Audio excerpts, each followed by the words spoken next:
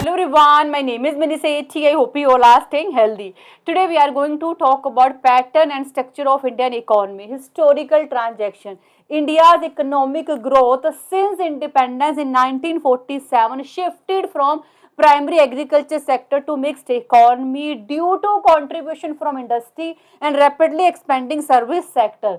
Structural transactional include policy regimes, shift between sectors, employment trends, and ongoing developmental challenges. Current economic status.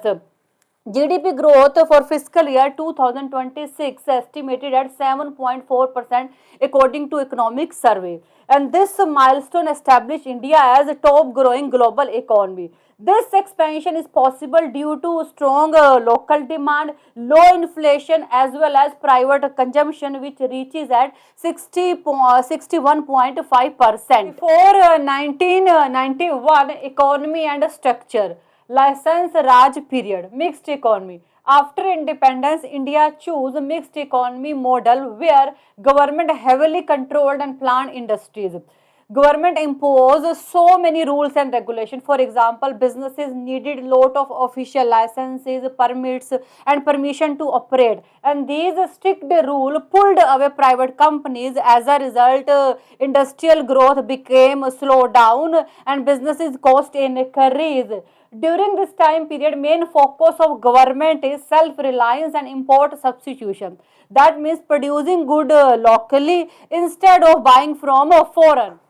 Farming economy. After independence, agriculture was main source of jobs and livelihood, even though its share in national income was decreasing.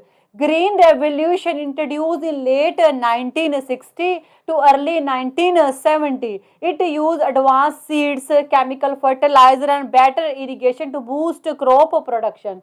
Land reform introduced shortly after independence where so many laws was passed early 1950 and main aim of these changes to alter land ownership. Post 1991 economic reform. These reforms include liberalization, privatization and globalization. And these reforms triggered by severe balance of payment crisis which we faced during 90 to 91. And government initiated so many reforms in order to liberalize and open up our economy. And these reforms mainly include reduction of import tariff, deregulation of industrial licensing, liberalization of foreign direct investment. Rise of service sector. Service sector has grown rapidly, now account for roughly 54% of India's total GDP. Main growth drivers are information technology, IT enabled services, software export, business process outsourcing, which provide export earning and former jobs. Other services like finance, insurance, real estate, professional services also expanded recently, seeing growth spike 9.1%. Manufacturing sector also grown since economic liberalization and roughly contribute 16 percentage to 17 percentage of India's GDP. Structure of Indian economy. Economy mainly divided into three parts. Primary sector, that means farming, working with nature, growing crops, recently grew by 3.1% because of good monsoon. Secondary sector include factories and manufacturing. Tertiary sector include services. Structural shift. Earlier Indian economy was most about agriculture, but now service sector is making most of money. Factory growth is uneven. For example, cars, medicines, chemical businesses are growing, but other are lagging behind. Mismatch between jobs and money.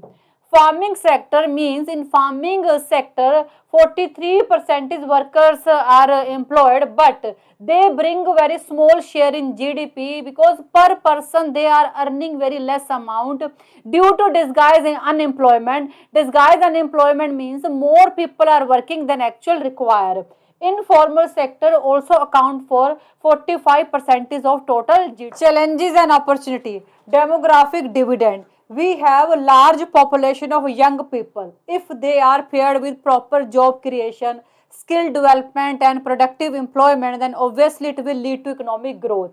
Current status.